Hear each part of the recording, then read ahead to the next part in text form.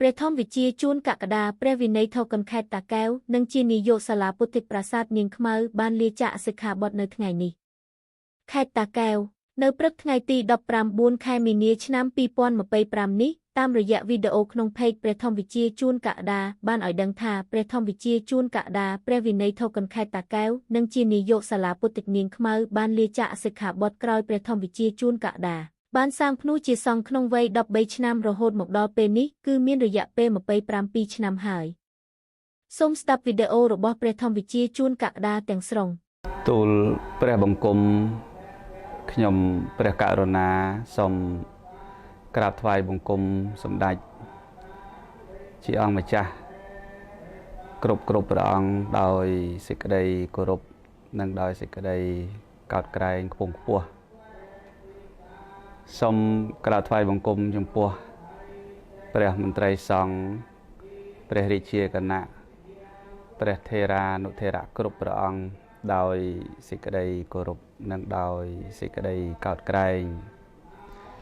អាត្មាភាពសូមចម្រើនពរចំពោះសម្ដេចទ្រង់ឯកឧត្តមលោកអគ្គអស់លោកស្រីប្រជាពុទ្ធបរិស័ទទាំងក្នុងនិងក្រៅប្រទេសដោយសេចក្តីរាប់អាននៅក្នុងព្រះធម៌នៅថ្ងៃនេះខ្ញុំព្រះករុណាអាត្មាភាពបានថតវីដេអូនេះគឺជាវីដេអូចុងក្រោយនៃការតាំងនៅភេទជាបព្វជិតខ្ញុំព្រះករុណាអាត្មាភាពនឹងលាចាកសិក្ខាបទនៅថ្ងៃនេះគឺប្រមាណជាម៉ោង8 9ព្រឹកនេះឯងដូច្នេះដំណឹងនេះក៏ចាត់ទុកថាជាការប្រគេននិងជូនដំណឹងដល់ព្រះសង្ឃគ្រប់ព្រះអង្គទាំងអស់នៅក្នុងពុទ្ធសាសនាមណ្ឌលនិងជូនដំណឹងដល់ពុទ្ធបរិស័ទទាំងអស់ដែលជាញាតិមិត្តព្រះធម៌ជាពុទ្ធបរិស័ទនៅក្នុងព្រះពុទ្ធសាសនាយើងនេះដែលធ្លាប់តែបានស្ដាប់និងគាំទ្រចំពោះខ្ញុំកណ្ដាលអាត្មាភាពក៏ដូចជាធ្លាប់ស្គាល់ខ្ញុំកណ្ដាលអាត្មាភាពតាំងតែពីការសម្ដែងពធទេសនាទាំងការដែលទំនុកបំរុងចិញ្ចឹមព្រះសង្ឃនៅក្នុងវត្តប្រាសាទនាងខ្មៅកន្លងមកពេលវេលាសម្រាប់សត្វលោកគឺមិនទៀងមិនថិតថេរមិនជាក់លាក់មិនប្រកបដូច្នេះជីវិតជាបព្វជិតរបស់ខ្ញុំកណ្ដាលអាត្មាភាពក៏មានកាលវេលាមិនទៀងមិនថិតថេរមិនប្រកបដូចគ្នាហើយមានបួសគឺប្រកបជាមានសឹកខ្ញុំកណ្ដាលអាត្មាភាពបានសាងភ្នោះតាំងពីអាយុ13ឆ្នាំចូលក្នុងពុទ្ធសាសនាបច្ចុប្បន្ននេះគឺអាយុ40ឆ្នាំគត់ហើយជីវិតប្រភ្នោះមានរយៈពេល27ចូល28ឆ្នាំនេះខ្ញុំប្រកាសណាអាត្មាភាពពិតជាព្រះគុណដ៏ក្រៃលែងចំពោះព្រះរតនត្រ័យទាំងឡាយ3មានពុទ្ធពធប្រសង្ឃជាពិសេសគឺព្រះពុទ្ធសាសនាដែលជាសាសនាដ៏មានគុណមហាធំធេងសម្រាប់ខ្ញុំប្រកាសណាអាត្មាភាពបានចូលមកជ្រកកោនរស់រៀនមានជីវិតមានឱកាសបានរៀនសូត្រសិក្សាមានឱកាសបានឧបត្ថម្ភទំនុកបំរុងផ្ចង់ផ្ដើម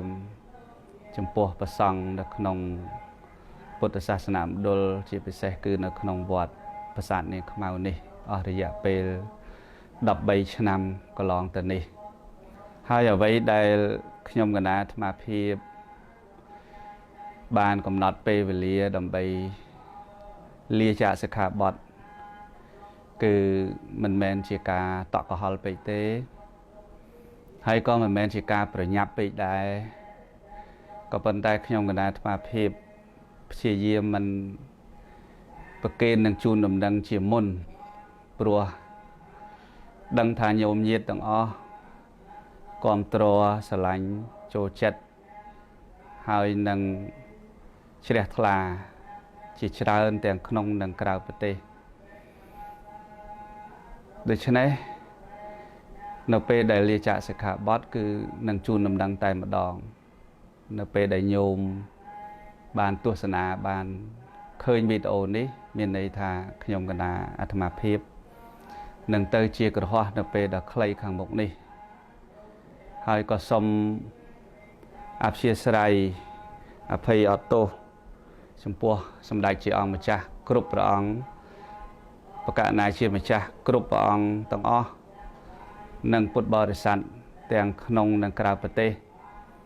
ក្រែងលោកខ្ញុំព្រះករុណាអាត្មាភាពមានកាយវិការណាមួយពាក្យសម្ដីណាមួយក្នុងការពោលសម្ដែងពធក៏ដូចជាក្នុងការបង្ហាត់បង្ហាញផ្សេងមានការឆ្កាំឆ្គងដោយមិនផ្គប់ប្រតិសម្ដេចជាអង្គម្ចាស់គ្រប់ព្រះអង្គនិងបកណាជាម្ចាស់គ្រប់ព្រះអង្គមិនផ្គប់ដោយទឹកចិត្តរបស់ពុទ្ធបរិស័ទទាំងអស់ទាំងក្នុងនិងក្រៅប្រទេសខ្ញុំកណាអាត្មាភាពសូមមេត្តា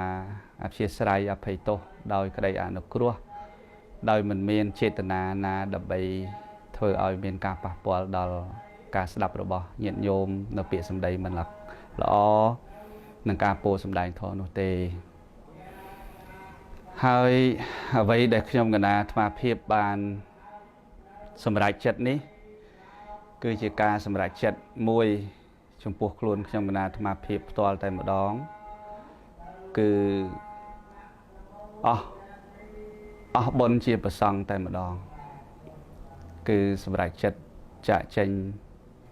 ទៅជាឧបាសកមួយរូបនៅក្នុងព្រះពុទ្ធសាសនាម្យ៉ាងទៀតក៏សូមអរព្រះគុណនិងអរគុណដល់ពុទ្ធបរិស័ទទាំងអស់ដែលស្រឡាញ់គាំទ្រចូលចិត្តហើយបានទំនុកបម្រុងចិញ្ចឹមព្រះសង្ឃនៅវត្តប្រាសាទនាងខ្មៅនេះអស់រយៈកាល13ឆ្នាំនេះគឺពិតជាមានគុណមហាធំធេងពិតមែនដែលគ្មានអ្វីប្រៀបផ្ទឹមបានចំពោះទឹកបតីទឹកចិត្តរបស់សម្ដេចក៏ដូចជាព្រះសង្ឃគ្រប់អង្គនិងពុទ្ធបរិស័ទទាំងក្នុងនិងក្រៅប្រទេសដើម្បីជួយឧបត្ថម្ភទំនុកបម្រុងទាំងព្រះសង្ឃការបណ្ដុះបណ្ដាលធនធាននៅក្នុងទីនេះទាំងការកសាងនៅហេដ្ឋារចនាសម្ព័ន្ធនិងថាវរវត្ថុជាសំណង់នៅក្នុងទីអារាមវត្តទាំងការកសាងនៅសាលារៀនដើម្បីជូនដល់រដ្ឋជាមួយខ្ញុំគណៈអាត្មាភាពកន្លងមកគឺពិតជាទឹកបតីទឹកចិត្តដ៏មហាធំធេងដើម្បីជួយឧបត្ថម្ភក្នុងការធ្វើក្នុងការបង្ហាត់បង្ហាញនៅក្នុងការទំនុកបម្រុងព្រះសង្ឃនៅក្នុងកាលកន្លងមករយៈពេល13ឆ្នាំនេះបើគិតពីមនុស្សព្រះសង្ឃដែលមកគង់នៅទីនេះទាំងគង់សិក្សារៀនសូត្រទាំងស្នាក់នៅទាំងចេញទៅវិញឡើងទៅថ្នាក់ខ្ពស់ទៀតគឺ13ឆ្នាំនេះទទួលបាន4677អង្គស្រេចហើយប៉ុន្តែតួនាទីនិងភារកិច្ចនេះក៏មិនចប់ត្រឹមនេះដែរមិនចប់ត្រឹមខ្ញុំគណៈអាត្មាភាពលាចាកសិក្ខាបទទេគឺតួនាទីនិងភារកិច្ចនេះនឹងនៅព្រះអង្គផតៈបណ្ឌិតោភិនវុធីដែលជាបច្ចារិកាហើយខ្ញុំគណៈអាត្មាភាពជាក្រហមក៏ប៉ុន្តែនៅចូលរួមសហការដើម្បីធ្វើកិច្ចការនេះបន្តគ្រាន់ថាខ្ញុំគណៈអាត្មាភាពប្រែคลายពីឧត្តមភេទទៅជាហីនភេទនៅក្នុងភេទជាក្រហមដូច្នេះសូមការយោគយល់ការអព្យាស្រ័យអភ័យអត់ទោសពីសំណាក់ សម្ដេចជាអង្គម្ចាស់គ្រប់ព្រះអង្គពីសំណាក់ប្រធេរានុធេរៈគ្រប់ព្រះអង្គនិងពីសំណាក់សម្ដេចទ្រង់ឯកឧត្តមលោកជំទាវលោកអង្គញាអស់លោកពុទ្ធបរិស័ទញោមញាតទាំងក្នុងនិងក្រៅប្រទេសសូមមេត្តាទទួលស្គាល់ខ្ញុំគណៈអាត្មាភាពជាឧបាសកមួយរូបនៅក្នុង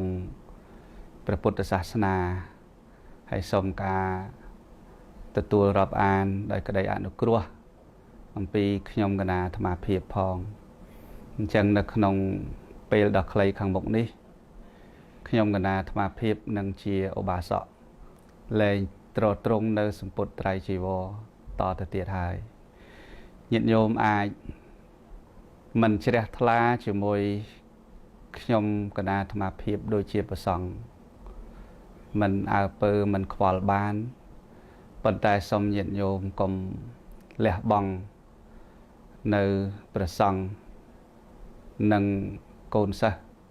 ដែលមាននៅវត្តប្រាសាទនាងខ្មៅអីបើអញ្ចឹងខ្ញុំគណៈអាត្មាភាពសូមអនុញ្ញាតក្រាបថ្វាយបង្គំសម្ដេចជាអង្គម្ចាស់គ្រប់ព្រះអង្គនិងសូមក្រាបថ្វាយបង្គំព្រះករុណាជាម្ចាស់គ្រប់ព្រះអង្គទាំងក្នុងនិងក្រៅប្រទេសនិងសូមចម្រើនពរចំពោះសម្ដេចទ្រង់ឯកឧត្តមអស់លោកពុទ្ធបរិស័ទទាំងក្នុងនិងក្រៅប្រទេសលាចាកភេទជាបព្វជិតនេះទៅកាន់ភេទជាក្រហមនៅពេលដ៏ខ្លីខាងមុខនេះសូមក្រាបថ្វាយបង្គំលាសូមចម្រើនពរលា